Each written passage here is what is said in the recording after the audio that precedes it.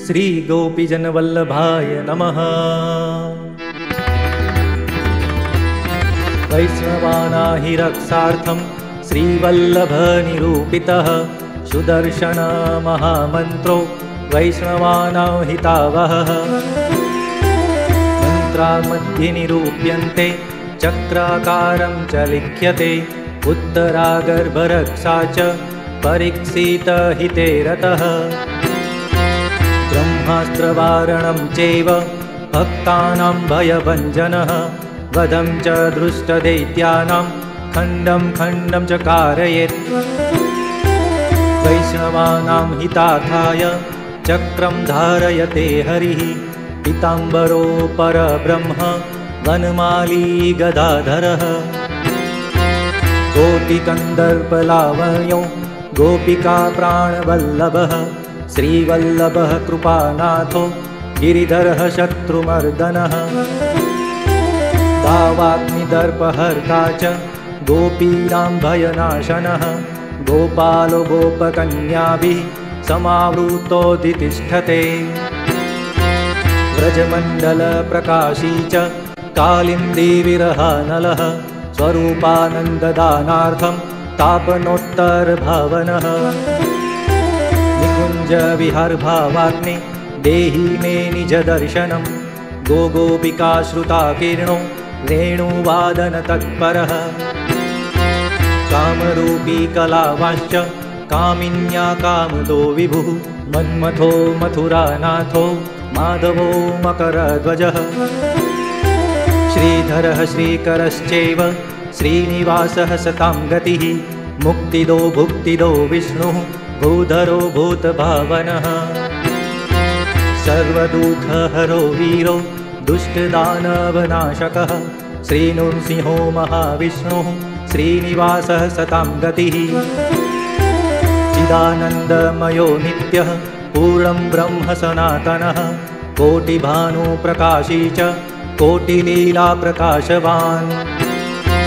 भक्तप्रियः पद्मनेत्रो भक्तानां वाञ्छितप्रदः हृदि कृष्णो मुखे कृष्णो नेत्रे कृष्णश्च कर्णयो। भक्तिप्रियश्च श्रीकृष्ण सर्वं कृष्णमयं जगत् कालं मृत्युं यमं दूतं भूतं प्रेतं च प्रपूयते। ॐ नमो भगवते महाप्रतापाय महाविभूतिपतये वज्रदेह वज्रकाय वज्रतुण्ड वज्रनख वज्रमुख वज्रबाहु वज्रनेत्र वज्रदन्त वज्रकर्कमठ भूमात्मकराय। श्रीमकरपिङ्गलाक्ष उग्रप्रलय कालाग्निरौद्रवीर भद्रावतार पूर्ण ब्रह्म परमात्मने ऋषिमुनिवन्द शिवास्त्र ब्रह्मास्त्र वैष्णवास्त्र नारायणास्त्र कालशक्ति कालदण्ड कालपाश अधुरास्त्र निवारणाय पशुपतास्त्र ब्रूडास्त्र सर्वशक्ति परास्तकराय।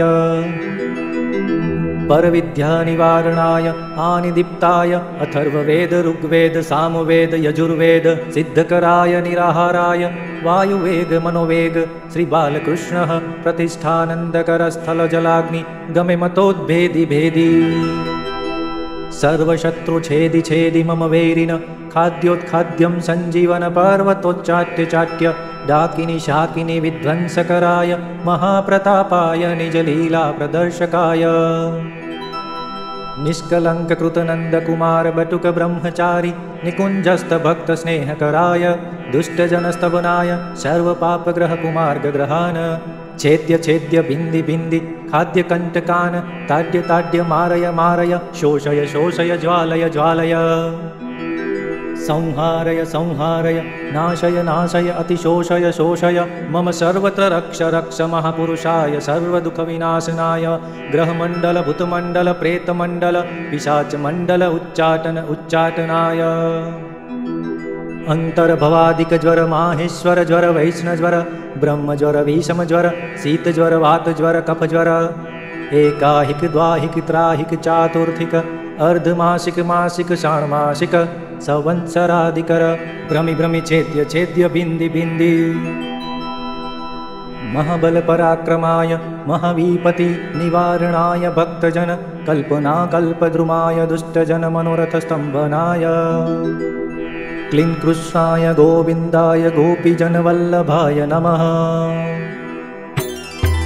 पिशाचान् राक्षसान् चैव हृदिरोगाश्वदारुणान् भूचरान् खेचरान् सर्व डाकिनी शाकिनी तथा नाटकं चेटकं चैव छलचित्रं न दृश्यते अकाले मरणं तस्य शोकदोषो न लभ्यते सर्वविन्धक्षयं यान्ति रक्ष मे गोपिका प्रियः भयं दावाग्निचोराणां विग्रहे राजसङ्कटे व्यालव्याघ्रमहाशत्रु वैरिबन्धो न लभ्यते आधिव्याधिहरश्चैव ग्रहपीडाविनाशने सङ्ग्राम जयदस्तस्मात् ध्यायेदेवं सुदर्शनं सत्पादश इमे श्लोका यन्त्रमध्ये च लिख्यते वैष्णवाना इदं यन्त्रम् अन्येभ्यश्च न दीयते